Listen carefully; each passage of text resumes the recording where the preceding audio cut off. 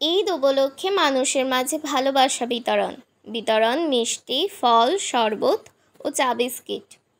প্রতি বছর ঈদ উপলক্ষে জগৎবল্লভপুর সম্মিলিত ঈদ উদযাপন কমিটির পক্ষ থেকে এভাবেই ভালোবাসা বিতরণের মধ্যে দিয়ে ঈদের মোবারকবাদ জানান জগৎবল্লভপুরের সম্মিলিত ঈদ উদযাপন কমিটির সদস্যরা। সকাল থেকেই কোমর বেঁধে নেমে পড়েন রাস্তায়। পথ চলতি মানুষকে জাতি, ধর্ম, বর্ণ নির্বিশেষে সকল ভেদাভেদ ভুলে শরবত হাতে তুলে দিতে, কখনো মিষ্টি, কখনো আবার চা বিস্কিট। তাদের লক্ষ্য, তাদের আবেগ দেখে সাধুবাদ জানাচ্ছেন সকলেই। এমন দিনে সব মানুষকে সাথে নিয়ে সমাজসেবামূলক কাজ মানুষের মন কেড়ে নিয়েছে। Bureau report, JBP news Bangla.